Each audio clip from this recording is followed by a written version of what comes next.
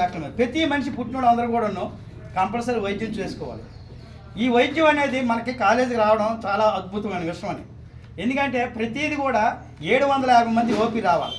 పేద ప్రజలకి మెడికల్ కాలేజీలో గవర్నమెంట్ అయినా ప్రైవేట్ అయినా 750 మందికి చూడాలి రోజు.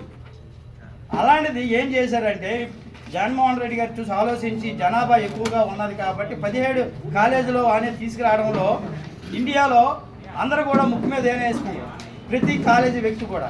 అంచేత ఇది ప్రతి ఒక్కరు కూడా మనం మనిషి, మనం పుట్టుకున్నాం, ప్రతి మనిషి పుట్టాము, మళ్ళీ మన పిల్లలు పుడతారు, మన మనవలు పుడతారు, మన తాలూకా జనరేషన్ పెరుగుతూ ఉంటుంది. కంపల్సరీగా వైద్యం అనేది ఇంపార్టెంట్. ఈ వైద్యంలో అతి ఉచితము. ఎందుకంటే ఈరోజు ఉచితంగా డయాలసిస్, కిడ్నీ, ఒకప్పుడు కిడ్నీ వ్యాధి వస్తే చనిపోవడమే, మరి ఇంకడికి లేదు అవకాశం. అలాగే క్యాన్సర్ కూడా వస్తే చనిపోవడమే, అవకాశం లేదు. అలాంటిది మనకి ఇప్పుడు ఈ వస్తున్న వాతావరణాలు బట్టి, మనం చేస్తున్న భోజనాలు బట్టి క్యాన్సర్ ఎక్కువగా రావడం జరుగుతుంది.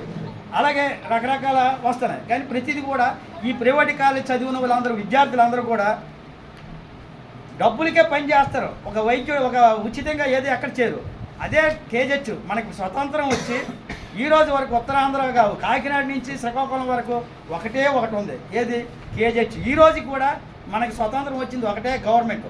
100 మంది సంవత్సరానికి విద్యార్థులు వస్తారు బయటికి. ఆ 100 మంది కంపల్సరీగా 5 సంవత్సరాలు ప్రభుత్వ ఉచిత గవర్నమెంట్ హాస్పిటల్లో పనిచేయాలి. వీళ్ళు పని చేస్తారా?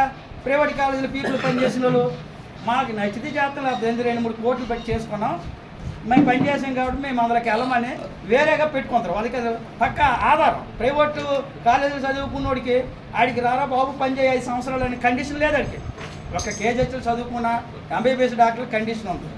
అందువల్ల ప్రతి డాక్టర్ కూడా, అంటే మనం ఎంత 9 లక్షల మంది అంటే సంవత్సరానికి 1000 మంది డాక్టర్లు రావాలి.